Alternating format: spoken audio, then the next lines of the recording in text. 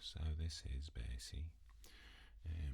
I'm going to, in this little ASMR video, hopefully is relaxing, talk about 6 box sets which comprise the entire career of a singer and an artist that I have, I know a lot about, and I've got a lot of love for, really. I just think he's fantastic, and there won't be another artist remotely like him. I think he's really influential, continues to be, and but I'm sure I will talk about individual moments as I go through his albums.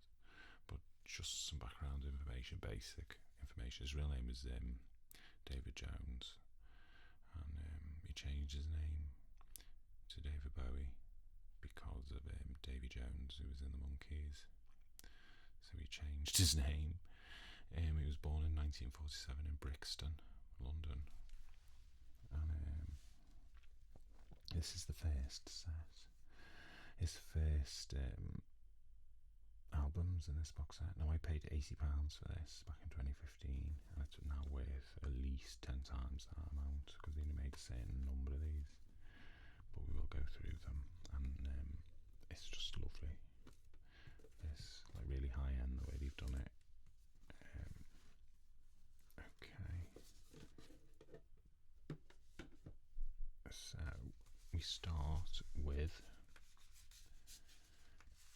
his first album, which is of course just self-titled, and from 1968.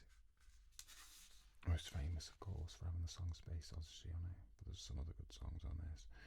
I think I need to listen to this because I listened to a Bowie podcast and they were saying about how there's all these hidden gems on it, but it's still sort of like he hasn't found his niche yet.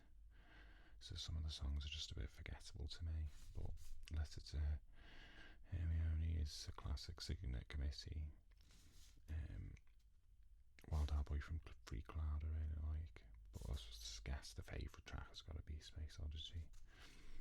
Like, it's just seems to be a song that like cashing in on the space race. I think it must have seemed at the time, but it's actually about a lot more than that. About feeling that you belong and stuff, and about isolation and the human condition. If you want to get heady about that sort of stuff, and I do love this artwork as well, which apparently all relates to things in the song. That clown walking with the old lady, that'll come back in a later album, Scary Monsters from 1980. The video for Ashes to Ashes, he's walking along the beach dressed like that, so that must be deliberate, knowing him. Okay, then we've got from 1970. For some people, this is like when he started to get, really interesting. But the consensus is he didn't develop his own sort of style to the next album. But I think there's some really good stuff on this. It is like prog rock. It's very 1970, and it's most famous for this cover, which was quite controversial at the time because he's got a dress on. And there's a story of him going to New York and being stopped at the airport because he had a dress on, and then he showed them his passport and said, it's a dress for men. So he was quite brave, really. And what was he, 1970 to 23? So yeah, this is like his songwriting is the big attraction with Bowie. There's like depth to a lot of the tracks. Width of a Circle, it's like 8 minutes. There's all sorts of like occult sort of imagery in there. All the Mad Men, that's a classic. After All, that's my favourite, which I think is about sort of how the hippie movement sort of failed.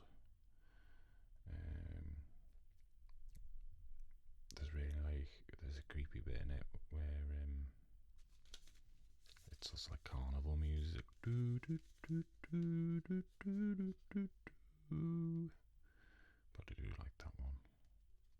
And of course, The Man Who Sold the World, the track, which is now most famous for being covered by Kurt Cobain. 1971's Honky Dory, which for many is his first sort of truly classic album. They've like tried to reproduce the original vinyl in like CD forms. This one's got a nice glossy look. He's looking very glamorous there. Yeah, he's just very clearly sort of settled into his niche, which is a singer-songwriter. Writes really unusual chords. Changes is a classic called Oh You Pretty Things. 8-line poem, Life on Mars, that's the biggie, isn't it, of course. Kooks, that's one of my favourites. It's just a lovely album, and it's just, I love the sound of it. It's recorded like sort of quite tinny, that makes it sound awful, but it just has this like brittle sort of sound where the drums like it's just a really cute album, and he sort of really coming to his own with his voice, and yeah, it's just lovely. So I'm a big fan of that one, and that's a lot of Bowie fans' favourite album. Mine, I have a few favourites, but my favourite album isn't one that's typically thought of as best, but we'll get to that. Right, this is when he sort of became a big success, which is Ziggy Stardust and Spiders from Mars, which is a loose concept album about an alien and his band who come to Earth and tell everyone that there's 5 years left till Earth is like destroyed, and that's it really for the story, to be honest. There's little references to it, but it's not about that. It's just something to sort of hang these glam rock songs on, and they are like wonderful songs. My favourite on here is probably, like, the singles from it was Starman. I don't think Ziggy Stardust was a single, but my favourite on this is Lady Stardust, which is a sort of love song to Mark Bolan, who was a glam rock singer who didn't quite escape glam rock, and his career sort of went downhill while Bowie's was onwards and upwards. He likes to just change everything with each album, but I should listen to this one a bit more. I just got an Atmos mix of this on Blu-ray, which sounds fantastic. They've mixed it so it's not like showy, like in your face. Like, they've mixed it as if you're in the studio while they're recording it, and it's just like freaky. If you shut your eyes, it is like you're like in the room with them. 1973's Aladdin Sane, famous album cover again. Bowie said that he normally likes to just change things, but Ziggy was really successful and he'd become like a superstar, and they just like wanted him to release more music as quickly as possible, which, you know, that's unfair to this album, because there's some really good stuff on it, but it is sort of, it's not as like shockingly sort of new, really. Watch That Man's great. Aladdin Sane. The big thing on this album is he found a pianist called Mike Garson, who is this avant-garde sort of pianist, and he just plays this fantastic piano part on the song Aladdin Sane. And my favourite song is Driving Saturday, which is sort of a rockabilly sort of doo-wop, like 50s style almost song about an apocalyptic future where the rest of humanity lives in domes and they've forgotten how to reproduce, and these two teenagers naively watch old films of like Mick Jagger and Twiggy and like porn on films to like reteach themselves how to reproduce. So I know that sounds a bit mental, but it's a really fun song. Cracked Actors are a really hard song where they put a harmonica through an amp, and it's just like unbelievable. So yeah, I do recommend this one, but it's not got a lot of sort of substance to it, like lyrically as much. But moving on.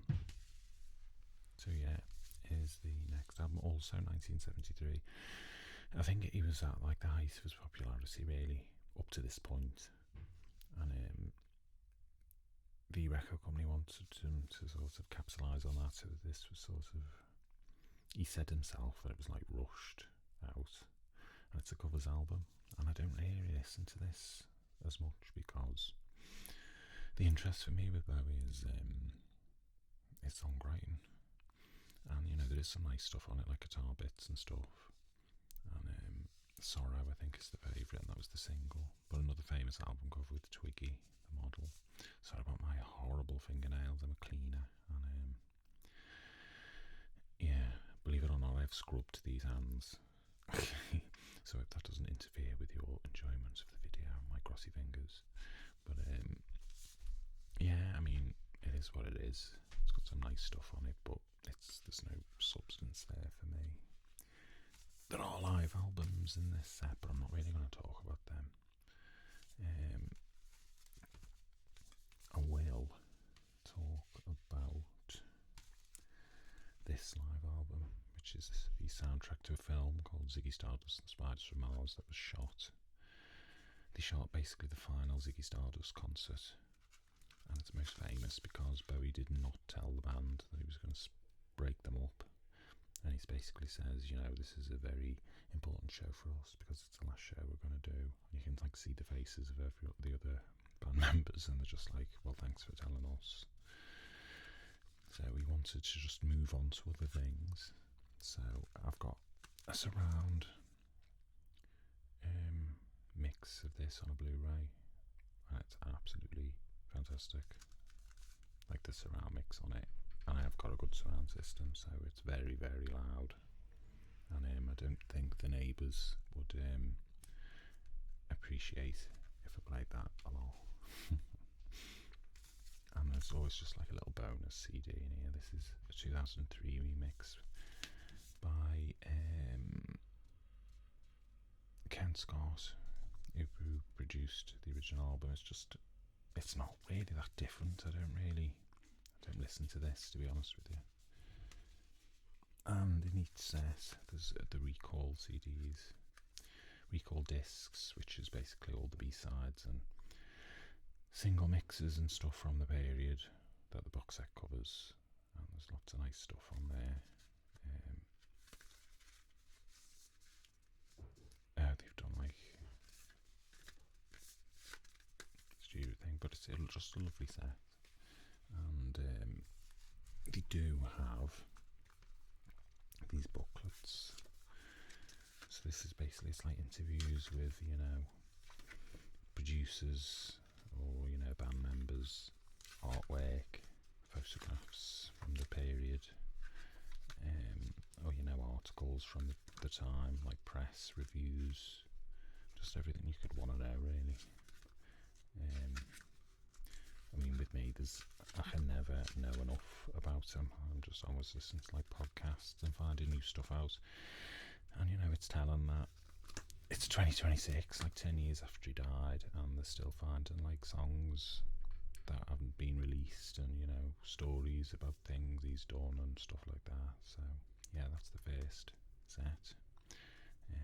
Give me a minute, I'll clear that up, and then I'll move on to the next one. Okay, so we have now moved on to the second set, which is called Who Can I Be Now, which is named after an outtake from the Young Americans album.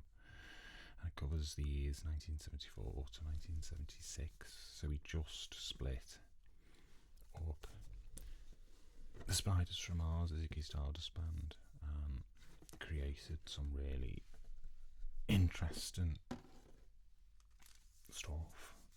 Now, this is one of my all-time favourites albums that he did. and it still sounds absolutely demented. And this is Diamond Dogs from 1974. You got a Dutch artist, oh god, what's his name, Jan van Pelaars or something, I probably said that wrong, to paint this cover, which controversially he's got a dog's body and he's got a dog's penis, which was airbrushed out when it was originally released, but they put it back on for the reissues. So yeah, so I said they get bonuses in the box set. You get the reinstatement of a dog's dick. But anyway, this is again sort of a loose concept album. He wanted to do an album that was based on George Orwell's 1984, and they wouldn't give him the rights to do it. So it's just sort of set in like this horrible future where apparently it's like gangs of teenagers, like glam rock teenagers on roller skates, like going around in gangs, like killing people. And again, it's not really about the concept, but it's just a fantastic album. I love this. It's really, really feedbacky, and it's often credited with sort of creating punk, really, because it's just well, for a start, it's one of only 2 Bowie albums that he produced himself, and apparently he had trouble like recording it. He didn't know what he was doing, so Tony Visconti, who's a producer from around this time, came in to mix the album, and apparently he's hid a lot of sort of issues with the recordings in feedback. So in doing that, they've created this style really, which is sort of proto-punk. But there's a fantastic song on here called Sweet Thing, which is actually 3 songs that go into each other. Sweet Thing Candidate and Sweet Thing Reprise. And it's just absolutely insane. His voice sort of at its peak on this. He starts that Sweet Thing song sort of with a really deep baritone, which I think is the tape has been slowed down a bit, and then he sort of just goes up to this like falsetto singing in like one breath, and it's just amazing. And the lyrics are fantastic. The playing is amazing. He plays nearly every instrument on this except for I think bass and drums, but it's just a big sort of step forward in what he was doing, and it's parts of it still sound like crazy today, to be honest. I did say I wasn't going to do the live albums, so I won't. But that's from his sort of 1974-75 tour. There's 2 versions of this, because one has got like the full show and it's like in its different order and stuff. But again, I'm not really interested in the live albums. Oh, this is the bonus CD. Is 1975 album, Young Americans, which is like a soul album. He completely changed his style again. This is like an early version of it that this record company didn't want to release because it's just got a totally different sound to it, like more raw. I like it, but I still prefer the original album. Apparently this is all the artwork that was going to be used at the time for that version. And again, this is another classic album, Young Americans, 1975. So this is the this was a big success, especially in America, this album. Just really good songs. Young Americans Win, which is absolutely gorgeous. Fascination, which is the first writing credit of Luther Vandross. He was a backing singer on this. It's just really funky sort of album, and there's really in-depth backing vocals on it and production, and his singing again is just fantastic on it. Again, this is a famous album cover, and Diamond Dogs, he had the dogs really brushed off. On this, his nail varnish was airbrushed off from the photograph, because the USA couldn't like handle a man with nail varnish on. So we've put that back on for the reissues at some point. But yeah, this is a very classic album. classic albums. Station to Station. Again, this is a big fan favourite. Young Americans and Station to Station. Bowie was sort of really, and it started on Diamond Dogs, like his cocaine addiction. Like on Diamond Dogs, he was recording for like 52-hour sessions and stuff like that, and not eating, and just losing loads of weight. And the songs on Diamond Dogs, a lot of them are about like drug use and psychosis. And even on Young Americans, which is sort of, meant to be this commercial record, there's just references to like dark stuff, but it really sort of comes into fruition on this, which is this sort of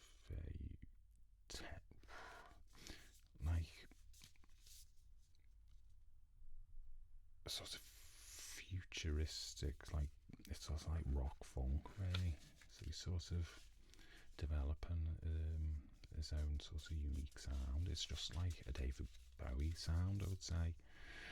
But there's only 6 tracks, but the first track, Station to Station, is like over 10 minutes long. Golden Years was a big hit. Wild as the Wind is gorgeous, the vocal on that. I really like TBC 15, which is about, apparently, Iggy Pop, who was his friend, who's of course the punk rock singer, had a fan that locked herself in his hotel bathroom when she did acid with them, and she thought she was being eaten by the television. So that's what that's about, apparently. I just love the design on this. So that's 1976, and it's got a still for the album cover from the film The Man Who Fell to Earth that Bowie starred in, which he's really good in, but he's basically playing himself. I think, live album. This was a bootleg album that was sort of shared among fans for years, and then they finally gave it an official release. Oh, Bowie did say, recording Station to Station as well, that he couldn't remember recording it because he was doing so much drugs. But I'll get into that a little bit on the next set. But there's a 2010 remix of Station to Station by the producer Harry Maslin, which, I don't know, if you want something different you'll listen to it, but a lot of people don't like it because it does have a completely different, like a more modern sound to it. There's like effects that were used on the drums on the original that haven't been on this. It's just like the raw drum sound, and some people just don't like it, but whatever, you don't have to listen to it, do you, if you don't like it. And the recall on this set was not great really, but that's no one's fault. It's just not much was recorded at the time to put on it, to be honest. There's a single version of Rebel Rebel. Oh god, yeah, Rebel Rebel, of course, is like one of his most known songs. Just single edits, they're not really that too exciting on there, to be honest, as you can see. Not a lot, but it's just, the period. What he recorded during the period. Picture of him with William Burroughs. I do love his look from this whole period. Oh, the famous eye patch, which people thought was a style thing, but it was because he caught conjunctivitis.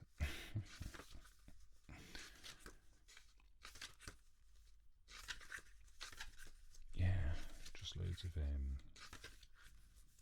great artwork. Oh god, that famous picture where the dog jumps up. Apparently he was that off his face on drugs that he just didn't react at all. So I don't think this was the sort of the beginning of him not being that well.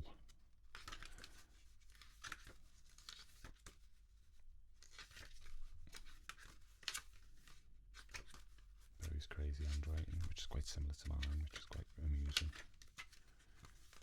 Handwritten lyrics.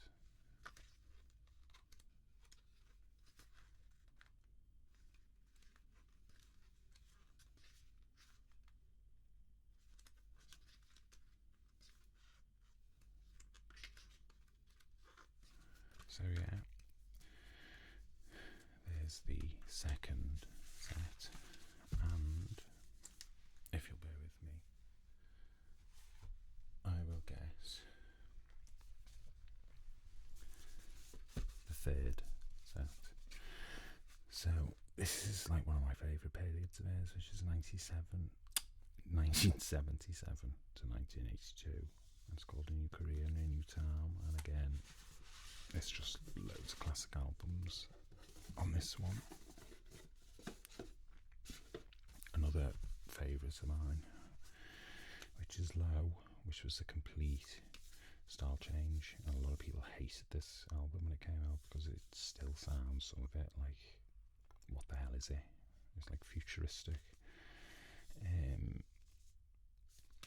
He left LA, which was over his living room, and he recorded Young Americans Station to Station, to Berlin, which at the time, of course, was split into East and West after the Second World War. At that point, for like 30 years. So he moved there. It was very sort of rough and like a quite deprived area, and it was just to get away from sort of the excess of LA, really, apparently. But this is a really, really good album. It's split into two halves. The first side is I won't call them normal songs because they're not really. They're just it's just like electronic tinged rock, but it's just hard to explain, really. But I would recommend this one to anyone if you're just getting into them. Favourite on here, Always Crashing in the Same Car, probably, which is apparently when he was in LA and he was had a psychotic episode and he started driving around an underground car park at 90 miles per hour. And the second side, which I think I prefer to the first, which is all instrumentals, but they're really sort of romantic, it's also quite dark, quite austere sort of albums. That's what I like about this album, is it's really back to basics. There's no like bullshit on it. It's just quite direct in terms of the emotions and stuff. There's no like theatrics. It's just, this is what I want to sort of express, and no more than that, really. Another classic. This was released the same year, 1977, so he's very prolific this period. Another famous album cover. This again, like Low, as a second side of mostly instrumentals. It of course is famous for the title track.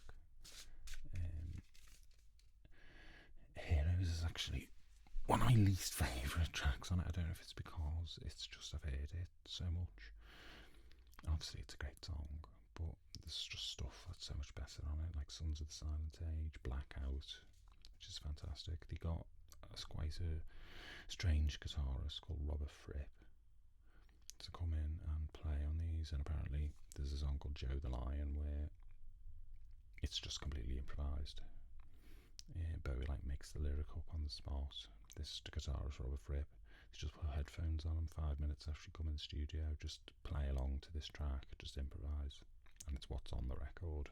That makes it sound terrible, but it's actually fantastic, and it just shows you the calibre of people that he was, working with at the time. There's just little things in there, like the German version of Heroes, the stage live album, another version of the stage album, which is like reordered and resequenced. Now this is an interesting one. This is Lodger, which is 1979. Now some people don't like this album, and I really like it. After Low and Heroes, which was also quite experimental and unique, he just went back to sort of like new wave, like avant pop songs, really. And there's just some really fantastic songs on it, and it's really underrated. It really is. Just loads of brilliant songs on there. Can't get that in. Tracks like Fantastic Voyage, African Night Flights, where he does a rap, just nuts stuff on it. DJ, Look Back in Anger, that's great. Oh yeah, the bonus CD for this set was an alternate mix of Lodger that Tony Visconti did, because apparently him and Bowie did not like the way that the original album was mixed. They couldn't get into the mixing studio that they wanted, so it was compromised. It does quite a muddy sort of sound, but you know, it's part of the character of what it is. People have been listening to it for like nearly 50 years like that, but I do like this remix. It does, for the most part, it sounds quite nice, and I do tend to, when I listen to this, to put the remixed version on. As you can see, this set is just full of really good albums, chock full. This is another album that's considered really, good. Scary Monsters, Super Creeps, 1980. Really good songs in it. It's No Game, Bill Backwards, Scary Monsters, Super Creeps. That's possibly my favourite. Ashes to Ashes, Fashion. I don't get on as much with the second side. Still, obviously it's all good stuff. But yeah, and I do remember this. My dad used to have this on vinyl, so I do always remember that artwork. I think the design's by Edward Bell, and the painting is a British artist. But yeah, that's lovely. And then of course we've got Recall 3. Again, there's not much really for this period. Just single versions. Alabama Song, I think that's live. Oh no, it's not actually. They're like B-sides. Crystal Japan, Under Pressure. Basil Breck's Ball. People Putting Out Fire, the 1982 version, that's superb. Little Drummer Boy with Bing Crosby. So yeah, this is a really good period for Bowie. And of course, the booklet. Now, I was really excited about this set because this is one of my favourite periods of his.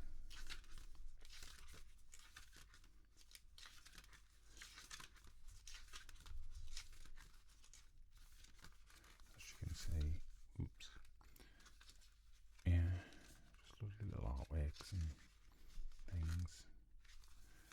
So yeah,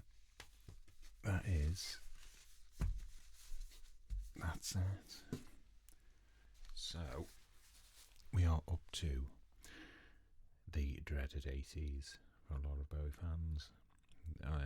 Bowie fans tend to, and most people tend to consider the 80s his least sort of artistically successful period, but there is lots of good to be found, and even a poor Bowie album is better than most people's good albums. So, or at least there's interesting stuff on there. So we've got some nice artwork. This set's Loving the Alien, 1983 to 88.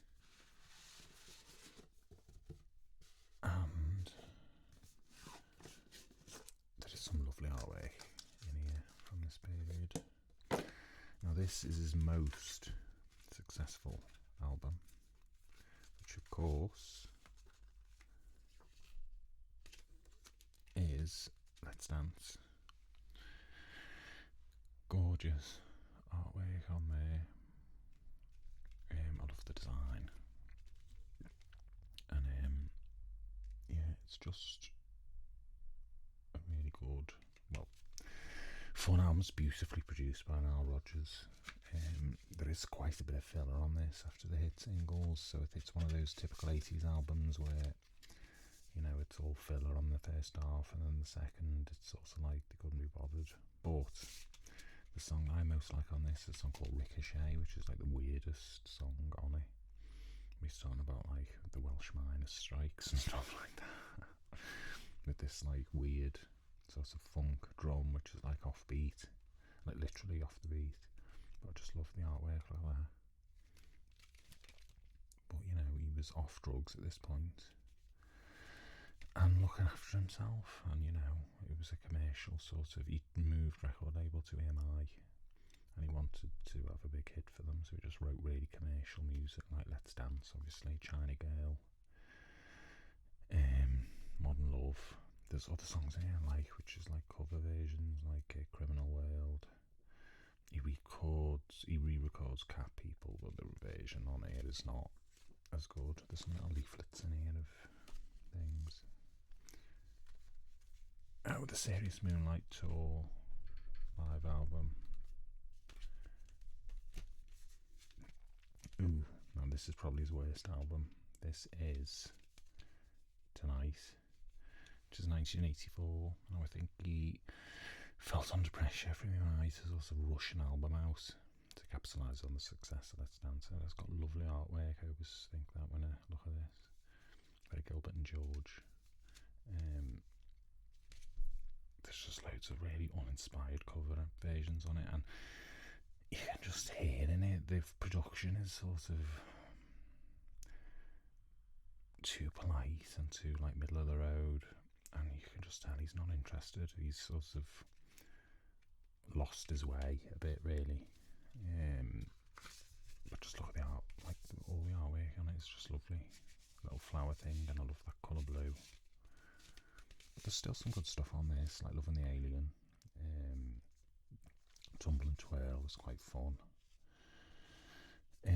Yeah, another thing in the 80s as well, that his friend Iggy Pop was sort of on hard times commercially and like financially, so what Bowie did was like cover loads of his songs to sort of help him out financially and do co-writes with him and stuff. So yeah, but it's not his best, this one. Now, this is the album that people always point out and say is his worst, but there's actually some really good stuff on this that I'll go to bat for, and this is, of course, Never Let Me Down, 1987, which is produced by David Richards, who produced a lot of Queen's records, and it's just got, some of it doesn't work. Like there's a song on here, Beat of Your Drum, which is just like a rip-off of Glory Days by Bruce Springsteen, frankly. But there's, Day In, Day Out, Scored, Time Will Crawl. It's got a really fantastic sort of weird Bowie-esque lyric, Never Let Me Down. He does sort of like a voice like John Lennon. Zeros, and my favourite. Some people hate this because it's about like a science fiction sort of type thing where like a baby spiders look for the mother who's like left them in the web, called Glass Spider. But the riff in it is fantastic. So we have the bonus CD for this set, which is Never Let Me Down 2018. A lot of fans have always said that the songs are better than the production. So they got one of Bowie's sort of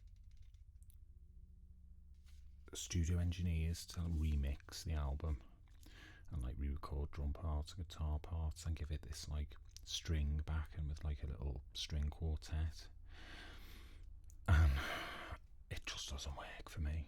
I don't like it. It sounds like the songs, like there's just something missing about them. You can't take like a 1987 songs that are filled with sort of gated drums, replace it with, it just doesn't sound right. It just sounds like warmed over like demos, like a rough mix, and I just did not like it. But I do love this artwork. I wish that had been the actual artwork for the real album. But it's nice to have stuff like this. And the one good thing on this, well, two zeros is quite nice. They've got sort of made it acoustic. Is Glass Spider. They've given it this sort of like industrial rock treatment. And a lot of people don't like his intro. He does a spoken word intro to Glass Spider. He's like telling the story about it. He's like, you're going to get a Bowie impression somewhere in the Zhejiang province of an eastern country. Oh yeah, that was terrible. But it's just, a lot of people like to say it's sort of an idea of his 80s thing. But, once you get past the intro, it's a fantastic song. So I'm sticking my neck out for Glass Spider. Talking of which, it was the name of his tour. But we're not really talking about live albums. This was another bonus that was in it. There was an unreleased. These would get released released by everyone in the 80s. Basically, an extended mix album called Dance. They did the artwork for it and everything, and then it was never released. So they got this out the archives, and they've sort of put it in a set. I mean, there's nothing in there really. But it's just nice to have, isn't it? So yeah, and I love it. Sort of 80s sleeve design. And then we've reached Recall 4. Now there's some really juicy sort of stuff on here. Got the single version, the edits of Let's Dance, Modern Love, This Is Not America, just loads of original songs. Dancing in the Street with Mick Jagger, Absolute Beginners, which is one of his absolute best recordings ever. Other songs from the film Absolute Beginners, which he had a starring role in a musical. There's songs from, of course, Labyrinth, where he played Jareth. These songs on Labyrinth are really underrated. A lot of what he was writing for children's film soundtracks was like better than his actual albums that he was recording, which is a bit nuts, but there you go. Like Magic Dance, how fantastic is that? As the World Falls Down, which is just a lovely song. Within You, which I really like, and there's just loads of really good stuff on it. When the Wind Blows, Julie, B-sides, BC Eurodrum,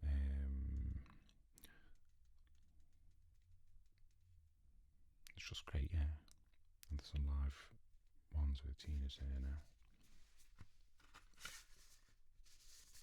But yeah, I mean, people go on about this period of his, but it was always interesting, even when it was in this really sort of commercial period where it seemed like he didn't really want to be recording anymore. But as you can see, there's lots to like. He was quite rather photogenic in this period.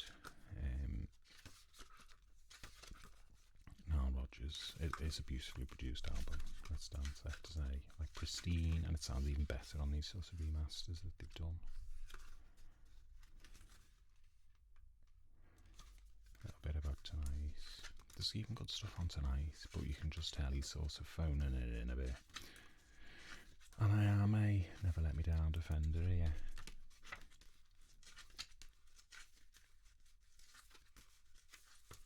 They've sort of skipped. He had a band called Tin Machine from like 1988 to 91, and they're not considered like his solo career, so they're not mentioned in these sets. But it's an important part of the story. Hello, so this is the next set, and this contains my favourite album. So this is David Bowie Brilliant Adventure 1992-2001. Now this, after the 80s, he started to take chances again, and he just became, in my opinion, as good as he ever was. And I'm going to argue that. So, starting with Black Tie, White Noise, which is 1993. He re-teamed with Nile Rodgers, but he didn't want to do his commercial record, so this is very sort of jazzy. And I wish they'd gone a bit more with the concept, which was going to be sort of like house, like dance music sort of, but like with rock. It's sort of all over the place, to its detriment really. There's some really high points in it, and there's just like a lot of cover versions, and it's like he's hedging his bets, and he wants a commercial record, but he doesn't, and it just doesn't totally work. And there's, to my mind, like a lot of middle of the road, forgettable stuff on it. But there's some real high points on it.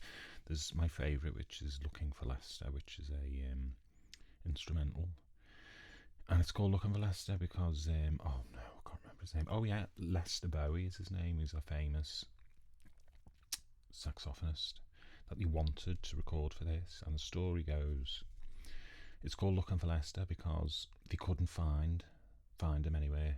He didn't have an agent, couldn't find him, and one day they went out, I think it was to like a burger place or a pizza place, and they were talking about how they couldn't find him, and then he was out with like Nile Rodgers, and Nile Rodgers said, there he is over there, just by chance they come to this pizza place, and there was Lester Bowie, this saxophonist, and he walked over to him and said, "Will you be on this album?" And it's just fantastic, like really fast-paced, sort of like housey music, and there is good stuff on this, but it's,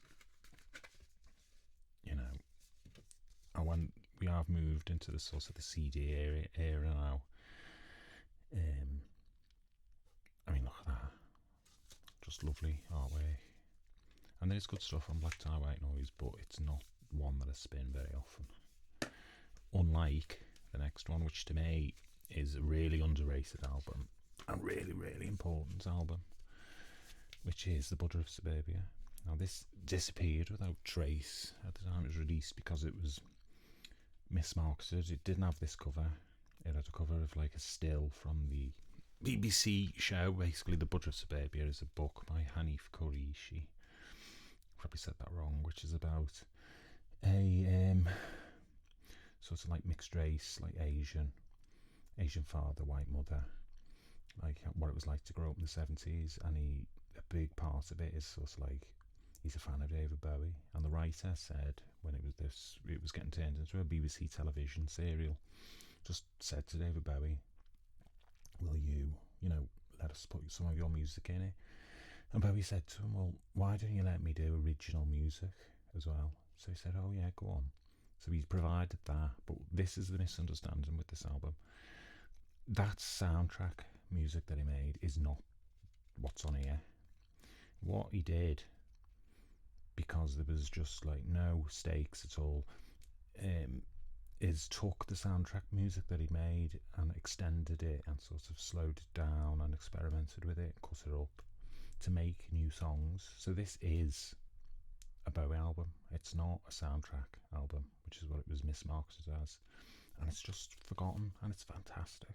There's just such good songs on it, and you just get the same feeling listening to this that you did like listening to like Hunky Dory or Heroes. Just like this is a completely unique experience that only he would record, really. You wouldn't find music like this anywhere else, and it's just great stuff. And it was recorded in like 2 weeks, I think, from like just like really fast. That's another famous sort of Bowie thing, is that he's called One Take Bowie.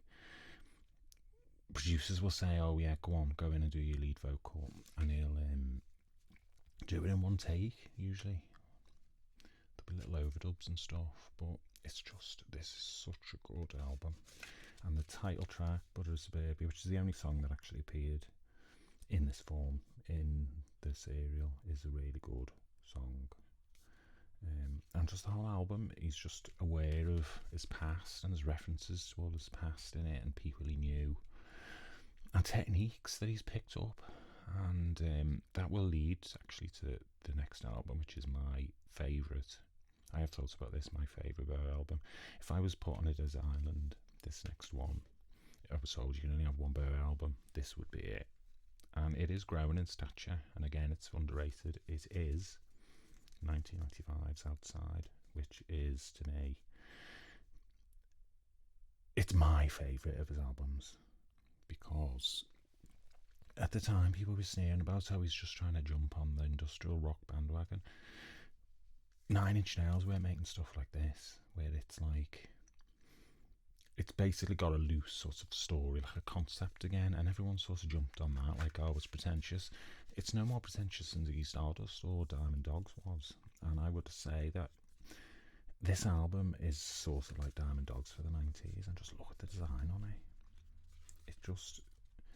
It's aged really well, this album, and it still sounds 90s in bits, but that's sort of like, that's what people are making now. It's like records that sound like the 90s, so it's sort of, I just love this album. I really, really, really love this album.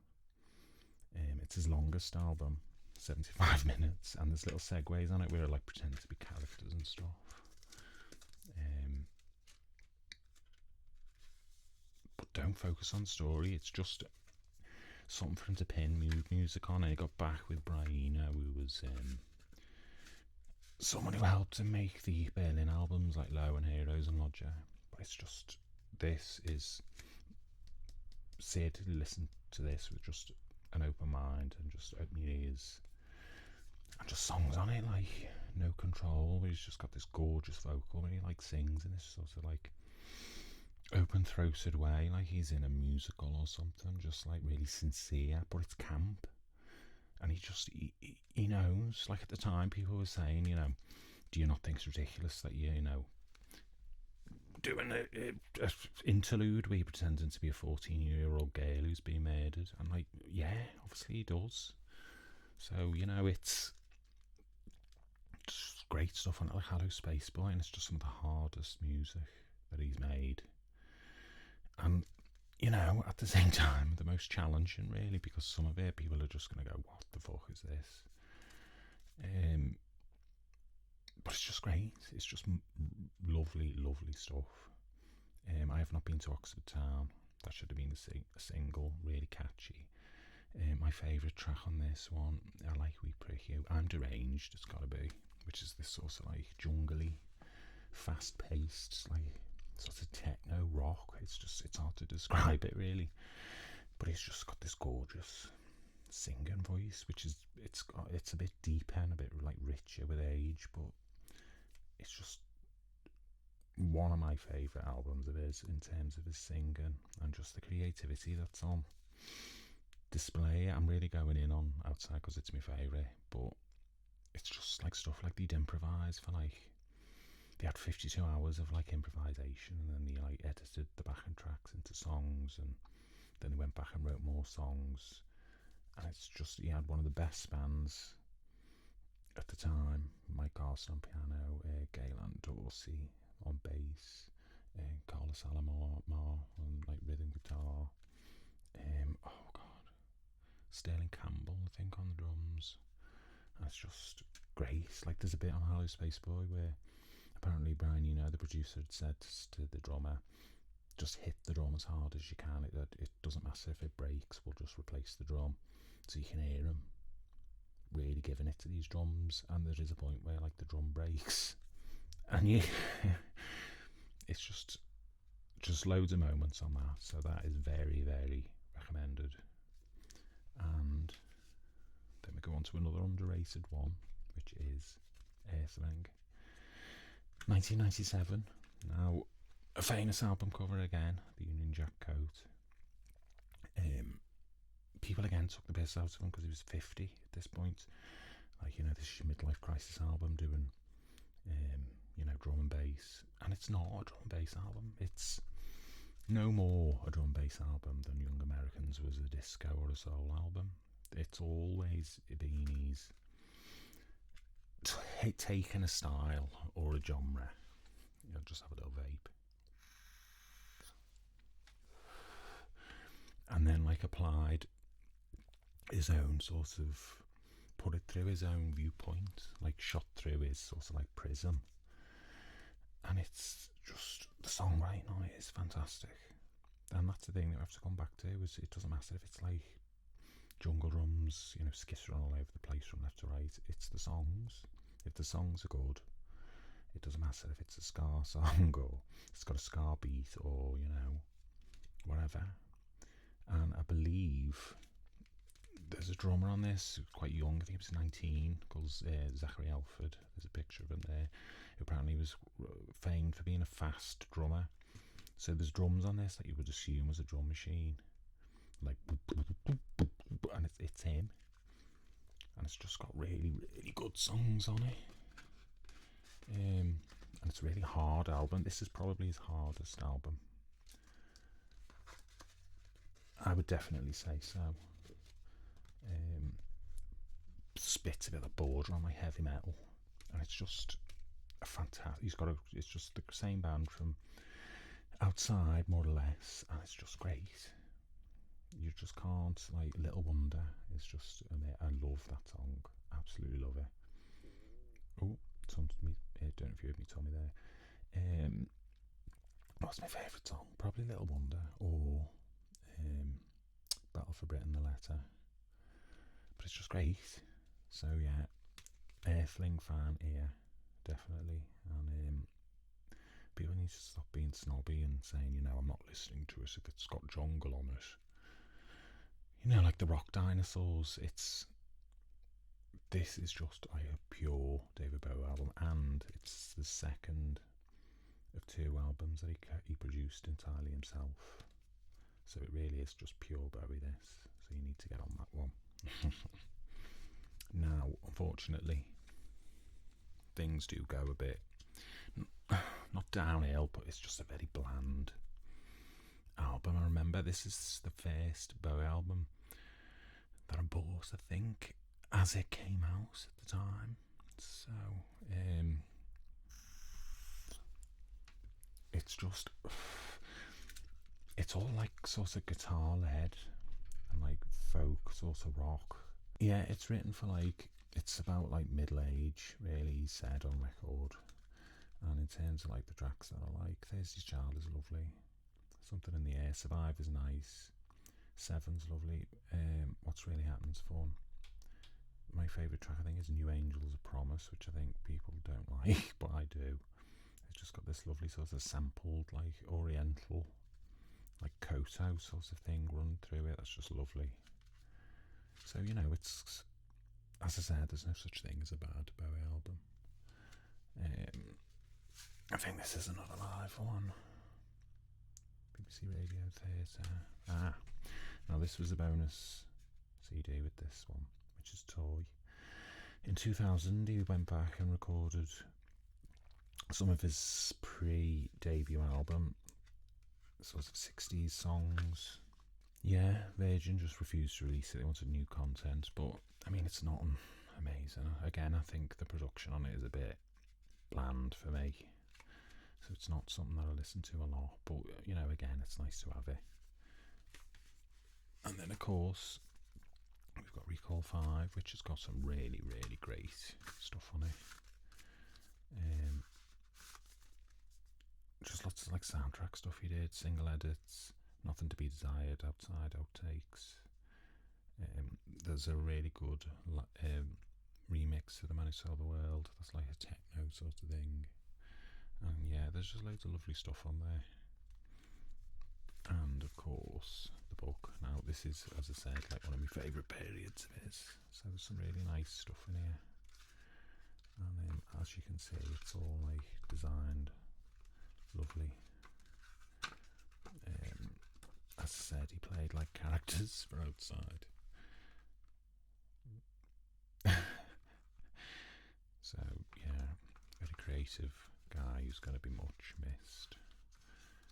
He is much missed, bloody hell. So we'll move on to the last box set now. We're on the home stretch. Okay, so now we're on the final box set, which is called I Can't Give Everything Away, 2002 to 2016. A lot of fans complained about the artwork for this, just saying it was a bit like phoned in, and I also know what they mean, like Times New Roman, like, but whatever. So there's some really nice stuff in this. So we will start with one of his really celebrated late albums, Heathen, 2002, which was a return to form, really. Some really good songs on here, really good production. Very heavy album in terms of its themes. It's like the first track, Sunday, sort of talking about like people, you know, like stumbling through the ruins and stuff like that. And people assumed it was because of, you know, the Twin Towers and stuff had happened at the end of 2001, but he'd recorded this before that, and it is spooky how it sort of seems to have predicted it, really. And Slip Away, there's a track on there which is gorgeous, absolutely gorgeous. Lovely string arrangements on there, which is about Uncle Floyd, who was a children's presenter from New York Public Access Television. And Bowie and John Lennon used to be fans of it and watch it all the time. And it's just about, like, you know, the show was finished, and it's about how, like, you know, somewhere in space, like, the radio waves from the television broadcasts will be picked up by aliens. It's just it's a good one. A live album. Reality. Now, horrible album cover. I've always hated this cover. The album is a bit of a come down after Heathen. There's some nice songs on there, but it's just, there's no like theme to it. It doesn't feel like a complete album to me. It's just like a collection of songs. And I think the favourite on there is She'll Drive the Big Car, which is about like a married woman who's depressed and she is driving her daughter home from school over the Hudson River, over the bridge, and she's listening to like sad songs on the radio, and she just wonders in the song whether she should just like basically plough a car into the river. I'm making them sound miserable, but you know, there's quite a vehement stuff on it, and you know, it's quite nuanced. He's not just like miserable. His famous reality tour, his biggest tour, and it's sort of his last appearance really, because in 2004 he quit for like 10 years after a heart attack. He had a heart attack on stage and didn't realise, and he vanished for 9 years, and people assumed he'd retired, which brings us onto the surprise released the next day, which is 2013, 9 years after his last appearance. Live, gorgeous artwork. Now, Bowie recorded this in secret, this album, and just dropped it on his birthday in 2013. Everyone freaked out. There was no one knew about it. It was kept a big secret. I'll just need to get this out of the way. Some people hate this artwork. Barbrook design, because the concept of the album, a lot of the songs is like the next day, like what do you do when you've got a past? Like David Bowie, like how do you move on? I mean, it's just the next day, isn't it? You just get on with your life. So the concept of the cover is it's his Heroes album, which Heroes just crossed out. Very basic text, the next day.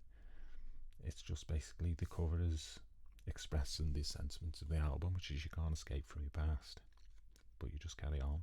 So I actually like this artwork, and yeah, just lovely design. And it's a very aggressive album, considering he's 66. The next day, it just starts like from the gate with like these drums, which just like brutalise your ears. Dirty Boys, Stars Are Out Tonight, fantastic. Love Is Lost is like something like a 20-year-old kid in the bedroom would make. It's just like really fresh sound. And Where Are We Now, which I think is probably my favourite, which was the lead single, which is about like his life and times in like Berlin. Valentine's Day, about a high school shooter. If You Can See Me, which is just really weird. I think it's like 7/8 time or something bizarre. I'd rather be high, which some people love, but it leaves me a bit cold. And then it sags a bit here with Bossa Me, which people don't like, and I tend to skip. And Dancing Out in Space. And then it picks up again. And the song I really like is Heat at the end, which is about, oh no, what's his name? Something Mishima. He was a Japanese politician and an artist who committed suicide, but it's about sort of his life, really. What's the line in it? My father ran the prison. I Can Only Love You by Hate No More. And it's just like really dark stuff in it. I've somehow managed to like not do a Bowie impression. Oh, we'll move on to the next day. Extra EP. Yeah, that's what you're getting. So yeah, the next day extra was extra songs from the sessions from the next day. It was a very prolific period. Atomica, which some people seem to hate and I love. Love Is Lost, really good remix, which I wish was the album mix. Plan, The Informer, I'll Take You There, which is like basic sort of like rock, but I like it. And yeah, it's just nice to have that. And then we come to his last album, and by no means least, because this is like really one of his classic albums, which of course is Black Star. And the designer Barbrook worked out this star thing where that says Bowie, so that's a Bowie. And it's just a gorgeous album, like really experimental. He got rid of his band that he played with since like 95. To Just Get with Donny McCaslin, and his sort of like, it's basically like a sort of jazz rock album, and it's just crazy. The songwriting is amazing on it, and it's just really youthful and like energetic, and he's a 69-year-old man, and it's just this out there music like Black Star, which is like his longest song since like Station to Station, nearly 10 minutes. It's just got great songs on it. There's no crap songs on it. It's a pity you as a whole. Lazarus, we're in Season of Crime, which is possibly my favourite. You give it this sort of like heavy, like rock drum and bass, and apparently what you hear on the record is like what they recorded the first time. I think they might do a couple of overdubs, but it's just amazing. There's a bit in it where you hear just Bowie go like woo, because it's just that exciting what's going on, and it's exciting to listen to. And Girl Loves Me, which is like really futuristic sound, really modern, Dollar Days, Can't Give Everything Away. So yeah, that's his last album. And I remember Black Star, the video came out, and I can remember watching it. I think it was at my mum's, and I was like, oh, you know, this video's weird, isn't it? Oh, you know, Bowie. And then I think Lazarus was out before he died, where at the end of the video he sort of climbs in the cupboard, and he knew at the time he was terminally ill, and it was like he was getting in his coffin, so it was like fucking hell, horrible. But yeah, but there's still some stuff after, like the No Plan EP, which is some extra songs from the Black Star sessions. No Plan, Kill a Little Time. I mean, they're alright. And the Recall discs, which are really good for this set. There's that much. SACD mixes, which I really like, from the Heathen album, and he did record quite a lot of stuff, because as you can imagine, it was quite a long period he was out of action, but he just did little appearances here and there. And yeah, so that's David Bowie's complete discography. The book, of course, like, it did look great, didn't he, right up until the end, really. Just a very creative, unique man that I don't think we're ever going to see anyone quite like him. So I mean, obviously I'm a fan. I think if you're watching, probably you might be a Bowie fan as well, or you might just be listening to, you know, hear my voice. But thanks for hanging around and just listening to me go on about someone I really admire and like. And yeah, thanks for listening. Thanks for watching. And yeah, ASMR on the box. Maybe I should have done that all the way through and gone.